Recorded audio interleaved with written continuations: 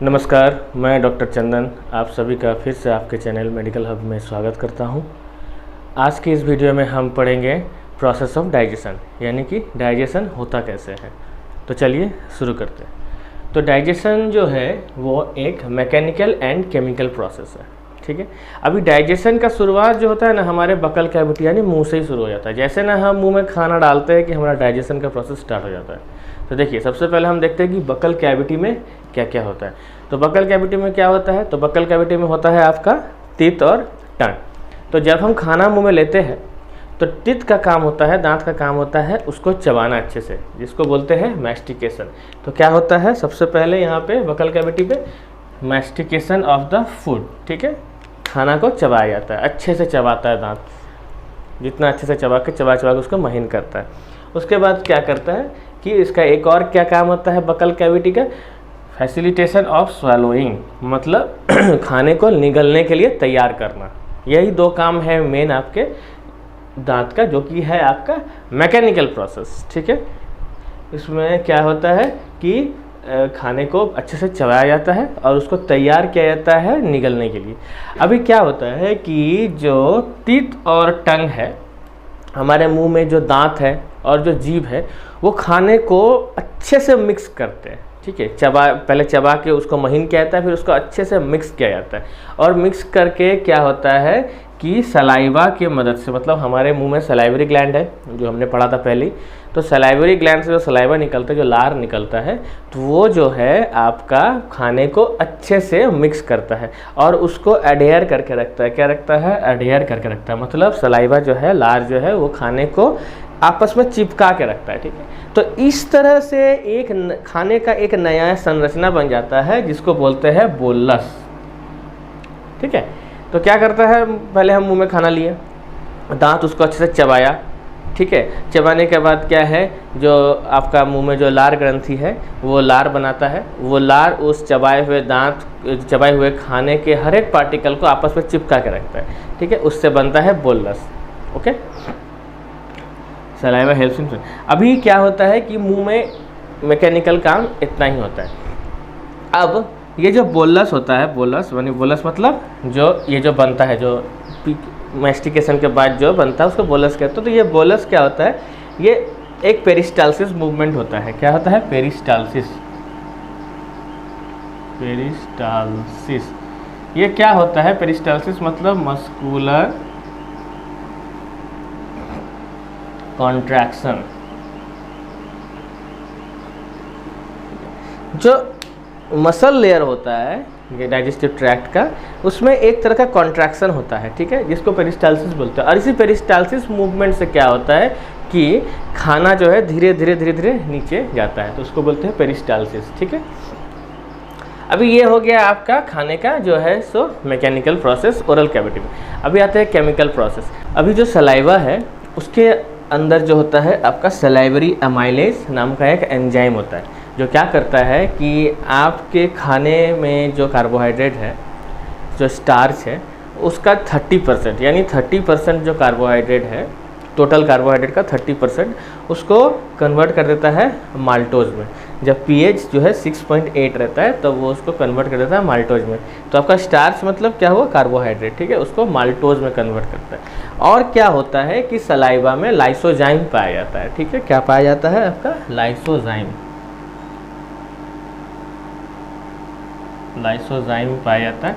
इसका क्या काम होता है कि ये जो होता है ये एंटी बैक्टीरियल इफेक्ट रहता है, ठीक है। चलिए, और हाँ एक चीज़ और, इसके बाद क्या होता है, ये सब होने के बाद जो होता है, जो खाना होता है, जो बोलस होता है, वो नीचे की तरफ जाता है आपका फेरिंग्स में, ठीक है। कहाँ जाता है? फेरिंग्स में। अभी फेरिंग्स में जाने के बाद क्या होता है कि फेरिंग्स एक ऐसा जगह है जहाँ पे आपका जो कॉमन पैसेज है, ठीक है, जहाँ पे आपका खाना भी जा रहा है और वहाँ पे आपका हवा भी जा रहा है। तो अभी क्या होता है कि अभी मैं डिटेल्स में नहीं बताऊंगा, पिछले वीडियो को आप देखिएगा तो वहाँ मैंने एपिग्लोटिस के बारे में बताया था। तो फिर वो वहाँ पे चला गया खाना आपका फेरिंग्स में। तो क्या होता है कि फेरिंग्स में जाने के बाद जो है एपिग्लोटिस है वो बंद होता है और जो है खाना धीरे धीरे फेरिंग्स के बाद जो है आपका इसोफेगस में चला जाता है, ठीक है। इसोफेगस क्या होता है? एक पतला नली होता है, पाइप जैसा, ठीक है, वो तो वहाँ खाना चला गया। तो यानी बोलस बन गया, पेरिस्टालसिस से फेरिंक्स में गया, फेरिंक्स में गया एपिग्लॉटिस, ग्लॉटिस को बंद किया, विंड पाइप बंद हो गया, तो ये जो है अपना रास्ता पकड़ा बाएं तरफ से, पेशेंट का बाएं तरफ, ठीक है, बाएं तरफ से गया और ये ईसोफेगस में चला गया। अब ईसोफेगस से वापस ये जाता है स्टमक में, ठीक है। तो ईसोफेगस से जो स्टमक में जाता है तो यहाँ पे क्या होता है, एक स्फिंक्टर रहता है जो मैंने बताया था पहले, जो कि जिसको कहते हैं गैस्ट्रो इसोफेगल स्फिंक्टर, जो क्या करता है कि खाने का जो है बैकवर्ड फ्लो को रोकता है, यानी स्टमक से खाना वापस इसोफेगस में नहीं आ जाए, इसको रोकता है, ठीक है। तो इस प्रकार से खाना धीरे धीरे आगे बढ़ता है। चलिए अब नेक्स्ट देखते हैं कि स्टमक में जो है डाइजेशन प्रोसेस में क्या क्या प्रोसेस होता है, ठीक है। तो खाना आपका जो है बोलस, वो आपका जो है ओरल कैविटी से होते हुए, फेरिंग से होते हुए, इसोफेगस से होते हुए स्टमक पे पहुंच गया। अब देखते हैं स्टमक में क्या होता है। तो चलिए, तो स्टमक में क्या होता है कि जो आपका स्टमक का जो म्यूकोसा लेयर होता है उसमें गैस्ट्रिक ग्लैंड्स पाया जाता है, और उस गैस्ट्रिक ग्लैंड्स में जो होते हैं मेनली 3 तरह के सेल होते हैं, ठीक है। क्या क्या होते हैं, तो आपका होता है म्यूकस नेक सेल, पेप्टिक और चीफ सेल्स, पैराइटल और ऑक्जेंटिक सेल्स, ठीक है। तो अभी जो म्यूकस नेक सेल है वो आपका म्यूकस सिक्रीट करता है, जो पेप्टिक और चीफ सेल है वो आपका पेप्सिनोजेन सिक्रीट करता है, ये आपका प्रो एंजाइम है। अभी ये प्रो एंजाइम मतलब हो गया कि ये आपका इनएक्टिव फॉर्म में, ठीक है। और पैराइटल सेल और ऑक्जेंटिक सेल आपका HCl और इंट्रिंसिक फैक्टर रिलीज करता है। ये इंट्रिंसिक फैक्टर जो होता है वो विटामिन B12 के एब्जॉर्प्शन में हेल्प करता है। तो ये हो गया आपका केमिकल कंपोनेंट जो कि आपका स्टमक पे पाया जाता है, ठीक है। अब चलिए, अब क्या होता है कि स्टमक में आने के बाद जो खाना है वो स्टोर होता है 4 से 5 घंटा, मतलब समझिए 4 से 5 घंटा वो स्टमक खाने को रखता है अपने अंदर। और उस 4 से 5 घंटे में वो क्या करता है कि जो आपका गैस्ट्रिक जूस है, ये जितने जूसेस वगैरह है जो निकल रहे जूस, उसके साथ जो है वो खाने को जो है पूरा मिक्सअप किया जाता है 4 से 5 घंटा तक। जो मस्कुलर लेयर होता है स्टमक का, वो मस्कुलर लेयर में एक चूर्निंग इफेक्ट होता है। क्या होता है, चूर्निंग प्रोसेस, इस चाइम बनता है, ठीक है। मतलब पूरा तोड़ मड़ोड़ के मचोड़ के जो है एकदम से जो है खाने को जूस के साथ मिक्स किया जाता है, और उसको बोलते हैं, मिक्स करने के बाद जो चीज़ बनता है उसको बोलते हैं चाइम, ठीक है। अभी यहाँ पे, वहाँ पे था बोलस, यहाँ पे ये बन गया चाइम, ठीक है। तो क्या हो गया कि पूरा जो है मिक्सिंग वगैरह हो गया खाने का, यहाँ आने के 4-5 घंटे में पूरा जूस के साथ मिक्स हो गया, बन गया आपका चाइम। चलिए, ये चाइम बन गया, ये हो गया आपका मैकेनिकल प्रोसेस। अब आते हैं केमिकल प्रोसेस में कि क्या क्या होता है, ठीक है। तो पेप्सिनोजेन जो है आपका, यहाँ पे पेप्सिनोजेन है। पेप्सिनोजेन क्या करता है कि ये पेप्सिनोजेन आपका इनएक्टिव फॉर्म में, अभी ये एक्टिव नहीं है। तो ये क्या होता है कि जब HCl का एक्सपोजर होता है, जब और ये pH को 1.8 के आसपास लेके चला जाता है जब, तो क्या करता है कि ये पेप्सिनोजेन को कन्वर्ट कर देता है पेप्सिन में। पेप्सिन हो गया आपका एक्टिव फॉर्म, एक्टिव फॉर्म है, ठीक है। ये है आपका इनएक्टिव फॉर्म, ये प्रो एंजाइम है। तो इसको ये कन्वर्ट करेगा HCl के एक्सपोजर में, ये पेप्सिनोजेन आपका कन्वर्ट हो जाएगा पेप्सिन में, हो गया पेप्सिन में कन्वर्ट। अभी ये पेप्सिन क्या करेगा, जो प्रोटीन पार्ट है खाने में, जो प्रोटीन पार्ट है उसको कन्वर्ट कर देगा प्रोटियोजेस और पेप्टोन्स में, यानी पेप्टाइड्स में, ठीक है। मतलब ये अभी जस्ट सेकेंड लेवल पे पहुंचा है, ठीक है। अभी पूरी ब्रेकडाउन नहीं हुआ है, अभी जस्ट प्रोटियोजेस और पेप्टोन्स बना है। मतलब अभी देखिए, प्रोटीन का पूरा ब्रेकडाउन के बाद अमीनो एसिड्स बनेगा, लेकिन अभी वो चीज़ स्टमक पे नहीं हो रहा है। स्टमक क्या कर रहा है कि सिर्फ इसको प्रोटियोजेस और पेप्टोन्स में तोड़ रहा है, ठीक है। अभी देखिए, यहाँ पे म्यूकस सिक्रीट हो रहा है, ठीक, म्यूकस नेक सेल म्यूकस सिक्रीट कर रहा है। तो जो म्यूकस है वो क्या करता है कि ल्यूब्रिकेशन एंड प्रोटेक्शन देता है, ठीक है। किससे प्रोटेक्शन देता है, तो प्रोटेक्शन देता है HCl से, जो मैं बार बार बोल चुका हूँ कई सारे वीडियोस में, ठीक है। तो ये क्या करता है कि म्यूकस सेल जो होता है वो प्रोटेक्शन देता है, आपका जो भी लेयर होता है उसको बचाता है HCl से, HCl के एक्सपोजर से इसको बचा के रखता है। और ये लुब्रिकेशन करता है, मतलब एक फिसलन इफेक्ट भी देता है म्यूकस सेल, ठीक है। अभी क्या होता है कि एक और एंजाइम पाया जाता है जिसको बोलते हैं रेनिन, ये बच्चों में पाया जाता है, ठीक है। तो ये रेनिन क्या करता है कि ये जो मिल्क प्रोटीन होता है, बच्चे जो दूध पीते हैं, तो दूध में जो प्रोटीन होता है उस प्रोटीन को ब्रेक डाउन बोलिए या डाइजेशन बोलिए, उसके डाइजेशन में जो है ये रेनिन हेल्प करता है, ठीक है। और जो आपका स्टमक है उसमें स्मॉल अमाउंट में, बहुत छोटा अमाउंट, ज़्यादा नहीं पाया जाता है, बहुत छोटा अमाउंट में जो है आपका लाइपेज भी पाया जाता है। क्या पाया जाता है? लाइपेज, जो आपका लिपिड को भी तोड़ने का काम करता है, लेकिन ये बहुत कम अमाउंट होता है, ज़्यादा नहीं होता है। चलिए, तो अभी नेक्स्ट हम लोग देखते हैं कि स्मॉल इंटेस्टाइन में जो है वो डाइजेशन प्रोसेस किस प्रकार से होता है। तो आपका जो खाना हम मुंह में लिए, वहाँ वो बोलस बना, फिर वो आपका फेरिंग से होते हुए इसोफेगस से होते स्टमक पे आया, वहाँ वो चाइम बना, फिर वहाँ भी तरह तरह का केमिकल प्रोसेस होता है। उसके बाद खाना एंट्री करता है आपका स्मॉल इंटेस्टाइन में। तो अभी स्मॉल इंटेस्टाइन में क्या होता है कि स्मॉल इंटेस्टाइन में थॉरोली मिक्सिंग ऑफ फूड, मतलब जो खाना आपका जितना टूटना था टूट चुका, उसका जो बचा आया इधर, वो पूरे अच्छे तरह से मिक्स होता है। किससे मिक्स होता है? तो जितने भी तरह के सिक्रीशंस आपके जो है स्मॉल इंटेस्टाइन में पाए जाते हैं, उन सब के साथ ये मिक्सअप होता है। तो क्या क्या पाया जाता है? तो इसमें आपका बाइल होगा, फिर होगा पेंक्रियाटिक जूस और इंटेस्टाइनल जूस। ये 3 तरह का चीज़ जो है वो आपका स्मॉल इंटेस्टाइन में पाया जाता है, ठीक है। और ये तीनों के साथ जो है ये खाना अच्छे तरह से मिक्सअप होता है। और ये मिक्सअप करने का काम क्या करता है? वो जो मस्कुलरिस लेयर है आपका स्मॉल इंटेस्टाइन का, उसमें जो मूवमेंट होता है उसी से वो पूरे अच्छे से मिक्स होता है। चलिए, अब इस तीनों को एक एक करके सबसे पहले देखेंगे। तो सबसे पहले जो आता है, हम आते हैं आपका ये पेंक्रियाटिक जूस में। तो ये पेंक्रियाटिक जूस में क्या होता है आपका, ये जो उससे पहले जान लेते हैं, ये जो बाइल और ये पेंक्रियाटिक जूस है, ये जो होता है वो हिपेटोपेंक्रियाटिक डक्ट से जो होता है आपका ड्यूडेनम में ओपन होता है, ठीक है। और वहाँ पे ये ओपन हुआ। और इंटेस्टाइनल जूस जो होता है वो इंटेस्टाइन का अपना खुद का जूस जो वो प्रोड्यूस करता है वो होता है। अभी पेंक्रियाटिक जूस में जो होता है आपका ट्रिप्सिनोजेन, काइमोट्रिप्सिनोजेन, ठीक है, प्रोकार्बोक्सीपेप्टिडेज, एमाइलेज, लाइपेज, न्यूक्लियसेज, ये सब इसमें होते हैं। ये प्रो एंजाइम्स है, ठीक है। ये बाद में एक्टिवेट होते हैं। किस तरह से एक्टिवेट होते हैं? तो क्या होता है, ये कि ट्रिप्सिनोजेन है, इसमें जो एंटेरोकाइनेज एंजाइम जब आ जाता है तो ये ट्रिप्सिन यानी कि एक्टिव फॉर्म में ये कन्वर्ट होता है, ठीक है। और ये है प्रो एंजाइम यानी इनएक्टिव फॉर्म। और इसी तरह से ये ट्रिप्सिन फिर काइमोट्रिप्सिनोजेन को ट्रिप्सिनोजेन में भी कन्वर्ट करता है, ठीक है। अभी ये हो गया आपका ट्रिप्सिनोजेन वगैरह के बारे में। अभी जो बाइल होता है इसमें मेनली क्या होता है आपके बाइल पिगमेंट। अभी बाइल पिगमेंट में क्या होता है? तो बाइल पिगमेंट में होता है बिलीरुबिन, बिलीवर्डिन, ये बाइल पिगमेंट है। इसका जो है येलोइश कलर का ये होता है, ठीक है। और बाइल सॉल्ट होता है और कोलेस्ट्रॉल होता है।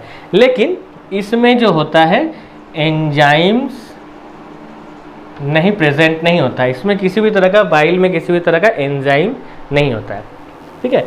अभी ये बाइल क्या करता है? ये ब्रेक डाउन ऑफ फैट, मतलब जो आपका फैट है उसको ये ब्रेक डाउन करता है।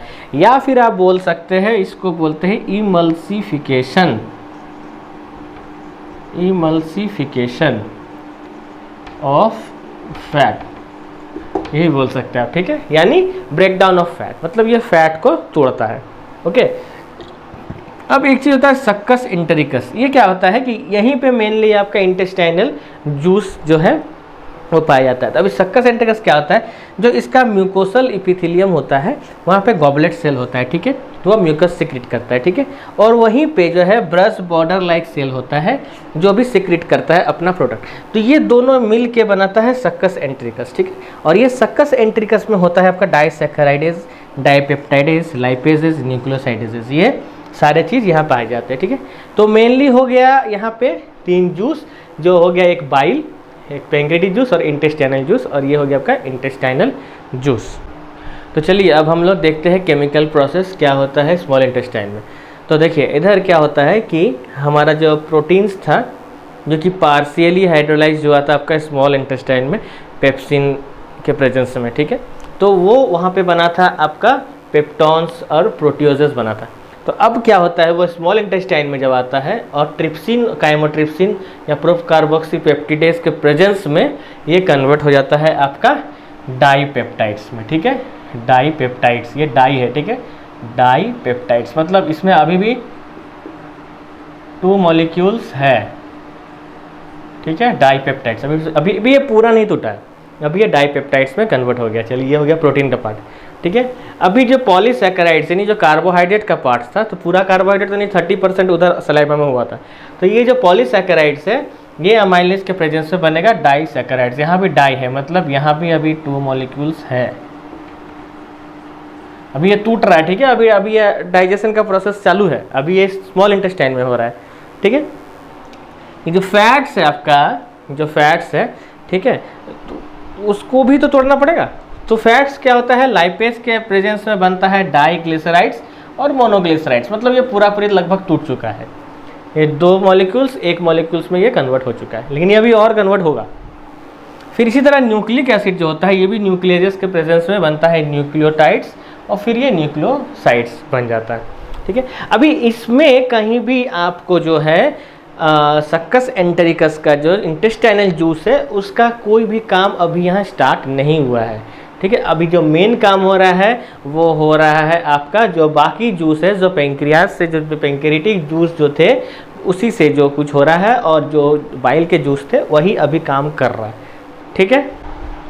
चलिए अभी नेक्स्ट हम देखते हैं कि जो इंटेस्टाइनल जूस होता है वो किस तरह से चीज़ों को पूरे छोटे छोटे एलिमेंट्स में तोड़ता है। तो क्या होता है कि जो आपका बाइल और पैंक्रियाटिक जूस था वो प्रोटीन्स को तोड़ा था डाईपेप्टाइड्स में, ठीक है। तो अभी ये डाईपेप्टाइड्स क्या होता है, डाईपेप्टिडेज, ये होता है सक्कस एंटेरिकस या इंटेस्टाइनल जूस का एक पार्ट, उसके प्रेजेंस में ये बनाता है अमीनो एसिड्स, मतलब ये पूरी प्रोटीन का ब्रेकडाउन हो गया। अब आते हैं कार्बोहाइड्रेट्स पे। तो अभी यहाँ कार्बोहाइड्रेट्स में जो होता है बहुत सारा चीज़ होता है, ठीक है, माल्टोज, लैक्टोज, सुक्रोज, ये सारे चीज़ रहते हैं, ठीक है। तो अभी क्या होता है, फिर माल्टोज जो होता है वो माल्टेज मतलब स्टार्च हो गया, ठीक है, ये माल्टेज के प्रेजेंस में तोड़ देता है ग्लूकोज प्लस ग्लूकोज, ठीक है, ये चीज़ आपको याद करना है, glucose plus glucose equal to maltose. तो माल्टोज को ये कन्वर्ट कर दिया है ग्लूकोज के 2 एलिमेंट में, ठीक है। उसके बाद जो लैक्टोज होता है यानी जो मिल्क से जो हमारा मिल्क का जो कार्बोहाइड्रेट वाला पार्ट होता है, ठीक है, वो लैक्टेज के प्रेजेंट में बनता है ग्लूकोज और गैलेक्टोज, ठीक है, ग्लूकोज बन गया और गैलेक्टोज बन गया। फिर आता है सुक्रोज यानी जो फ्रूट्स का जो हमारा कार्बोहाइड्रेट्स का पार्ट होता है वो सुक्रेज के प्रेजेंट में बनता है ग्लूकोज प्लस फ्रुक्टोज। तो यहाँ पे ये आपका जो है प्रोटीन का ब्रेकडाउन पूरी हो गया, ठीक है। ये जो हो गया है आपका कार्बोहाइड्रेट का भी हो गया, चलिए कार्बोहाइड्रेट का भी हो गया। अब आते हैं न्यूक्लिक एसिड पर। तो न्यूक्लियोटाइड्स जो है वो न्यूक्लियोटाइडेज के प्रेजेंस में बना देगा न्यूक्लियोसाइड्स, और फिर न्यूक्लियोसाइड्स जो है न्यूक्लियोसाइडेज के प्रेजेंस में कन्वर्ट कर देगा शुगर और बेस को। चलिए ये भी हो गया। अभी जो डाई और मोनोग्लिसराइड्स बना था फैट्स के इमल्सिफिकेशंस के बाद, तो उसके ऊपर लाइपेज एक्ट करके उसको कन्वर्ट कर देगा फैटी एसिड और ग्लिसरॉल में, तो जो है फैट का भी पूरी काम हो गया, ठीक है। तो ये सारा जो पार्ट जो होता है ये स्मॉल इंटेस्टाइन में होता है, ठीक है। और बेसिकली जो ब्रेकडाउन होता है वो ड्यूडेनम एरिया में ही होता है। कुछ पार्ट का जो ब्रेकडाउन होता है वो इलियम और जेजुनम में होता है, लेकिन इलियम और जेजुनम में मेनली एब्जॉर्प्शन का काम होता है। ये जो भी आप देख रहे टूट रहा है, अभी ये सिर्फ टूटा, ठीक है। फिर नेक्स्ट जो वीडियो आएगा उसमें मैं आपको एब्जॉर्प्शन के बारे में बताऊंगा कि ये सारे चीज़ बॉडी के डिफरेंट पार्ट में एब्जॉर्ब कैसे होते हैं, ठीक है। तो ये हो गया आपका स्मॉल इंटेस्टाइन में डाइजेशन प्रोसेस जो कैसे होता है। चलिए अभी नेक्स्ट हम लोग देखते हैं कि लार्ज इंटेस्टाइन में क्या होता है, ठीक है। तो लार्ज इंटेस्टाइन में मेनली डाइजेशन का ज़्यादा काम कुछ होता नहीं, ठीक है। लार्ज इंटेस्टाइन का मेन काम है जो आपका डाइजेशन के बाद जो वेस्ट प्रोडक्ट बनता है जिसको फीसेस बोलते हैं, इसको बॉडी से बाहर निकालना, ये होता है लार्ज इंटेस्टाइन में काम। तो अभी लार्ज इंटेस्टाइन में मेनली दो काम क्या होता है, पहला होता है absorption of water, minerals and some drugs, ठीक है। तो थोड़ा थोड़ा जो इसमें पानी एब्जॉर्ब करता है, फिर कुछ मिनरल्स को एब्जॉर्ब करता है और कुछ ड्रग्स को जो वो एब्जॉर्ब करता है, ठीक है। लेकिन मेनली जो होता है लार्ज इंटेस्टाइन में जो है किसी भी चीज़ का डाइजेशन नहीं होता है, ठीक है। इसमें से मेनली अनडाइजेस्टेड प्रोडक्ट्स को बाहर निकालने का काम किया जाता है। और क्या होता है कि इसमें सिक्रीशन ऑफ म्यूकस, ठीक है, इसमें भी म्यूकस सिक्रेट होता है, वो क्या करता है, एडहेरिंग द वेस्ट प्रोडक्ट। अभी जो भी आपका अनडाइजेस्टेड पार्ट है, ठीक है, अभी आपका जो ओरल कैविटी से लेके स्मॉल इंटेस्टाइन में खाने का पूरा डाइजेशन हो चुका है, सब स्मॉल स्मॉल एलिमेंट में टूट चुका है, ठीक है। अभी जो चीज़ बच गया आपका, जो डाइजेस्ट नहीं हुआ, वो आ गया आपका लार्ज इंटेस्टाइन में। अब लार्ज इंटेस्टाइन में आने के बाद क्या होता है, वो वाटर और मिनरल को एब्जॉर्ब करता है, म्यूकस वहाँ पे सिक्रीट होता है और ये सब मिलके जो होता है फीकल जो फीसेस होते हैं, यानी कि जो अनडाइजेस्टेड प्रोडक्ट्स होते हैं, उसको वो एडहेयर करके रखता है, ठीक है। और ये एंटर करता है कहाँ से, स्मॉल इंटेस्टाइन से आपका लार्ज इंटेस्टाइन में इलियोकेकल वाल्व के द्वारा, जो आपका इलियम और केकम के बीच रहता है, जो आपके वेस्ट प्रोडक्ट को बैकवर्ड फ्लो से रोकता है, ठीक है। तो ये केकम में आके जो होता है ये फीसेस आपके जमा होते हैं, उसके बाद फिर पेरिस्टाल्सिस मूवमेंट से होते होते होते होते होते होते वो रेक्टम में जाता है, और फिर वो रेक्टम में रह जाने के बाद फिर वो एनस के थ्रू जो है आपका अनडाइजेस्टेड फूड, अनडाइजेस्टेड फूड नहीं, अनडाइजेस्टेड प्रोडक्ट, जो अनडाइजेस्टेड प्रोडक्ट है वो बाहर निकल जाता है। तो ये है आपका पूरी डाइजेशन का प्रोसेस, जो ओरल कैविटी से स्टार्ट होता है और लार्ज इंटेस्टाइन में जाके एनस से जाके ख़त्म हो जाता है। तो आशा करता हूँ इस वीडियो में आपको पूरा डाइजेशन प्रोसेस समझ में आया होगा, जिसको मैंने बहुत ही सिंप्लीफाइड तरीके से बताया है। हालांकि ये बहुत ही बड़ा टॉपिक है, बट मैं इसको एक ही वीडियो में डाल रहा हूँ।